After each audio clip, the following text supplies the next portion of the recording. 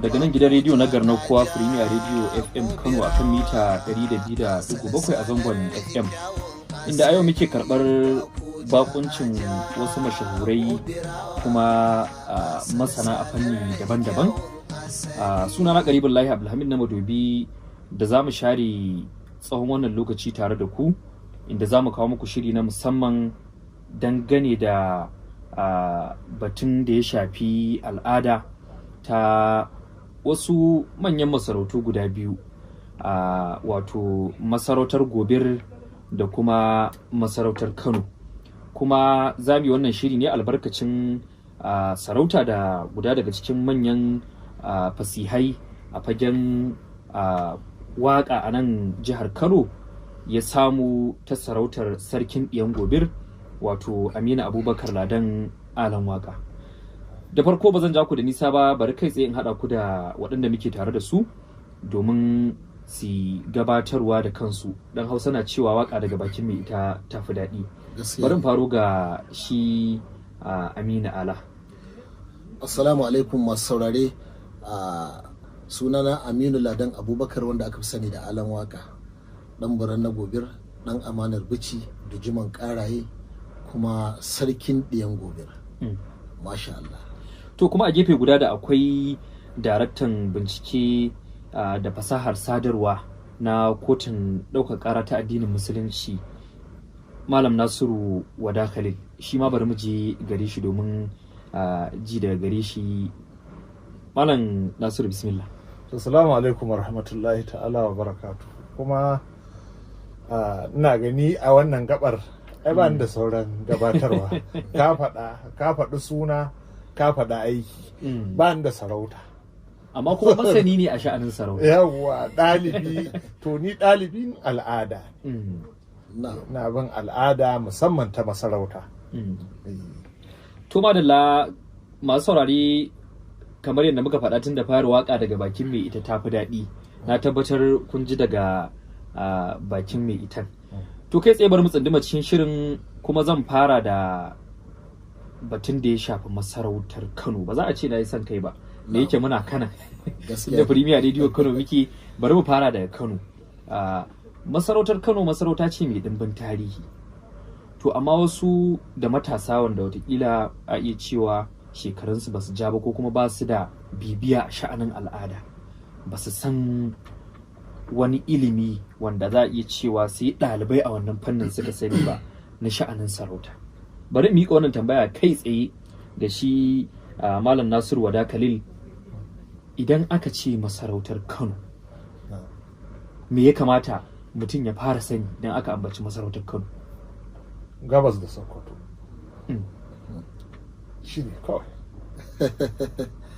In ka ji ana tufaniyar gabas, bangon gabas, to wannan ce. Ai za ka ji Shata a waƙar sarkin Zazzau, ce manin gusum da Sokoto. Duk waɗannan masarautun ka san mu da yake na Fulani ne, ba irin na Gobir ba ne.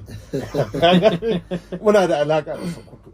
To Kano, masarautar Kano, ita ake cewa sarkin Kano, shi ake cewa sarkin gabas da Sokoto. Saboda haka duk wanda zan wa bayani kurum, in kana neman Kano, to ga inda take. Ta daɗe, tana da faɗi, tana da tsaho. Ita ce masarauta da take mai dogon tarihi, mai dogon al'ada, wanda ba na zaton Gobir ɗin ta kai ya Kanan tarihi, saboda Kano ta haura shekara dubu. Ta haura shekara dubu. Duk da Gobir, ka san da aka yi yakin Badar, su ne na Annabi. Haka ɗan da ya faɗa. Wani makaɗin Gobir ne. Na da sabon birni. To abinda nake faɗi shine, mu Kano, za ka ga masarautar Kano, gidan sarkin Kano kaɗai ya haura shekarar da ta haura rabin duniya. Sama da shekara 500. Kuma shine gida guda ɗaya duk Afirka ta yamma. Duk Afirka ta yamma babu gida da ya kai faɗinsa. faɗin ƙasa kenan babu. Sannan babu gidan da ya kai daɗewarsa masarauta a guri guda bata canja ba, yanda Daura ta taso daga Zango ta dawo nan, yanda su kansu suka ci alƙalawa ina ne Gobirawan. Ka ganta a guri guda ta zauna gida a jinke a tsaye sama da shekara 500 sai wannan gidan sarkin da kake gani wanda Rumfa ya gina a duk yankin Afirka ta Yamma. Duk Afirka ta Yamma ba a wannan. Sannan kuma ita ce take da al'ada shekara 500 ɗin nan bata canja ba. Saboda yau in Rumfe da zai gane wannan hawan sallar da ake, wannan hawan nasu ne, don shi ya dawakin zage sha biyu, shi ya yi abin da ake farfita da shi wanda ake kiransa a figeni. Ya yi abubuwa, shi ya takalmin gashin jimina da ya gani ya san abin nan shekara 500 da wani abu, wannan abu bai canja ba. To dama wannan makasudin shi yasa da aka nada Malam Aminu Ladan Abubakar Alan Waka aka naɗa shi sarkin ɗiyan Gobir, ɗaya daga cikin manyan sarautu ta Gobir, don ba na jin ta wuce ta biyar. Shi sa na same shi na ce wata kan lissafi za a yi a jerin sarauta yayan sarki ba ta haura ta biyar ba, kaga babbaci. Shi yasa na ce to akwai buƙatar mutanen Kano, saboda shi ba Gobirin Kano ne ba na Katsina ba. Shi yasa ba na jin suna watakila suna wasa da Katsinawa shi. Don haka shi yasa na ce mu zo a wannan biki na naɗin sarauta mi baje kolin al'ada ta naɗi da sarautar, ko naɗin sarauta da matsayin sarauta, ko ta naɗin iya gwargwado yadda lokaci zai ba mu dama, yadda take a Kano da yadda take a Gobar. To ka kawo mu wannan gaba, bari mu ajiye ka, mun ji yadda aka kuranta kuma aka zuzuta sarautar Kano shekaru kusan 1000, kuma masarautar tana nan kafa a wuri guda sama da shekara 500. Bari na koma ga sarkin ɗiyan Gobir. Na'am. Mu je sarautar Gobir din nan, kamar wani zai ji sarautar Gobir a kunnen shi sabuwa. Na'am. Wane yanki ko kuma in ce wane sassa a Najeriya da Nijar wannan sarauta ta Gobir ta shafa inda suke mulki? To alhamdulillahi, shakka babu muna so mu magana akan abin da ya shafi al'adu ne na yadda ake naɗa sarki da yadda ake naɗa hakimai, amma kuma wani lokaci ba ma sanin lokacin da muke zarmewa mu shiga cikin hurumi na tarihi. Kamar yadda ya faɗa, kaga a cikin sha'anin tarihi ne har ake bayanin akan cewa masarautar Kano ta shekara 1000, ko kuma gidan sarautar Kano ya shekara rabin 1000, sama da shekara 500. Wannan duk tarihi ne, kuma in aka kalli tarihi al'ummar ba ta fi kwaya 4 ba wadda take da tarihi a nan yammacin Najeriya ko kuma ce arewacin Najeriya gaba daya. Misali idan aka ya ambaci Fulani wanda su ne suka zo daga baya, misali in ka ce Gobir za ka ce mutanen Maiduguri, su ne Kanuri, sai kuma Yarabawa, to sai daga baya Fulani suka shigo. Kamar yadda su da ƙarshe suka zo. Da ƙarshe suka zo, su ne zuwan ƙarshe yayi. Amma duk wani Bahaushe in zai tattage maka tarihi sai ya koma ya shige cikin Gobir. Duk wanda yake magana da Hausa, saboda haka mutane da wanda suka taho daga yamma da kasashen Larabawa, haka Bayarbe zai gaya maka, haka Kanuri zai gaya maka, haka kuma Bagobiri zai gaya maka. To amma ta yaya aka sami sauran mutanen da suke magana har Hausa bakwai har ma banza bakwai, duk ta yaya suka samu? Amma tushen tarihin mai nisan zango, al'ummar da take da kimanin misali in ce maka sarakuna 380, wannan sultan din akan kujerarsa da yake kai an yi sarki na guga sarki, har da akwai sarkin da ake cewa sarkin ɗaya rana. Shi ma wala Allah, duk da ba bayanin tarihi muke ba, za mu zo gaba da za mu yi bayanin sarkin ɗaya rana, me yasa aka yi sarkin ɗaya rana. To saboda haka sarakuna ne aka yi ta yi har zuwa kansa sarki 380, shine 380 din wannan sultan din akan kujerarsa. Sannan ba da baya wannan, ita masarautar Gobir ta kasance daula ce waɗanda kafin zuwan Fulani ita ce daular da Fulani suka karya yau suka kafa Fulani Empire da ake ciki a yanzu. Amma su Gobir ko an ci su da yaƙi ko an kashe sarkinsu ba sa zama a musu mulkin mallaka irin wanda aka yi wa Kanawa.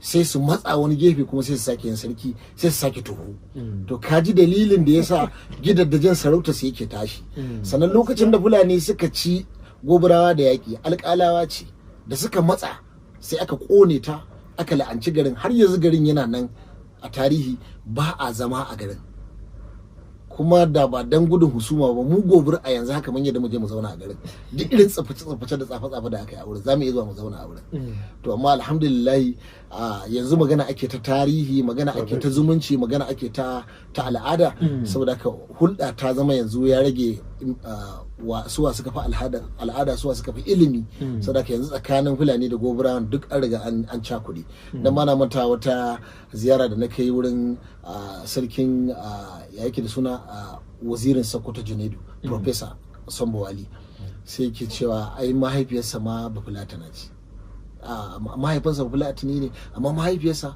Bagobira ce to kaga shi kansa an zama kikika to ko ni haka wanda ta haifi mahaifina Bafulatana ce wanda ya haifi mahaifina Bagobiri ne dan sarki to kaga wannan wasan na Fulani ya zame mana kikika to saboda haka yanzu an riga auratayya ta riga ta yamutsa abubuwa da dama to yanzu muna kan bakar tarihi ne da kuma bayani akan al'adu dan muna magana akan al'adun ma za mu faɗo cikin sha'anin harkar tarihi to gobir tana gaba wadda turawan mallaka suka zo suka raba misali yanzu kaga a yankin Gobir in ka kalli mutanen Zamfarawa mutanen Katsinawa mutanen Sokotawa mutanen Maiduguri yankin Kanuri zaga akwai wasu a Najeriya akwai wasu a Gobir kamar yadda aka yanka ribaɗi na wato ainihin jihar Kano aka agata aka ce nan sunanta Jigawa nan sunanta Kano to ka san dai wannan al'umma ɗaya ce amma sai aka raba aka ce to wannan sunansa Jigawa state wannan sunansa Kano ga ƴan uwanka da kakanninka a can nan kuma ga kai kana zaune a nan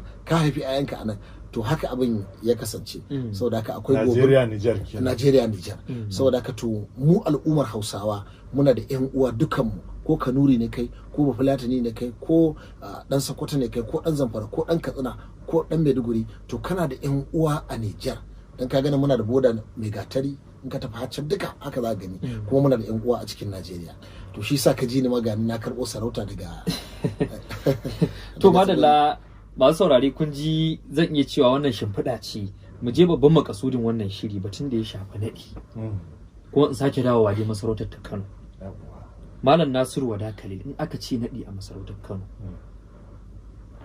menene naɗi shi naɗi daga naɗa rawani aka samu sunan naɗi ana nufin an ɗora ma wani nauyi ko na matakin unguwa ko na matakin gari ko na matakin ƙaramar hukuma gunduma ko wani abu haka ko na masarauta gaba ɗaya ya danganta da abin da aka ɗora ka a kai sannan kuma akwai naɗi da ake yi don wata fasaha ko don wani sana'a ta gargajiya kamar a ce sarkin fawa sarkin kasuwa da sauransu to wannan nauyi dai da ake ɗora mutum a yi abu a gaban mutane a san cewar wane ɗin nan ya shi ne yanzu aka ɗora wannan nauyi shi ake kira naɗi amma ba kowa ne fa ake kama kansa a naɗa ba mu a Kano tunda na san za mu yi maganar naɗin sarki a Kano da a Gobir za mu yi maganar naɗin hakimi a Kano da a Gobir sannan mu ɗau misali na mata saboda yanayin lokaci na komai za mu yi ba to mu a Kano shi wannan kama kan da ake a yi wa kai tafiyar agogo watan a kewaya shi da rawani ba akwai mutum uku da ba a yi musu masarautar Kano ba a taba kama kansu na farko akwai sarki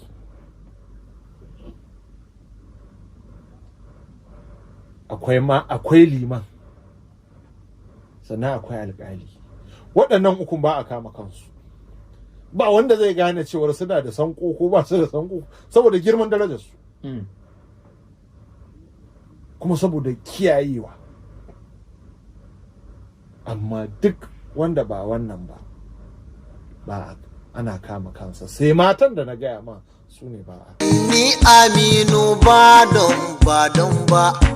don gamu da halin girma ba, da na yi zaune ba wata taba ba.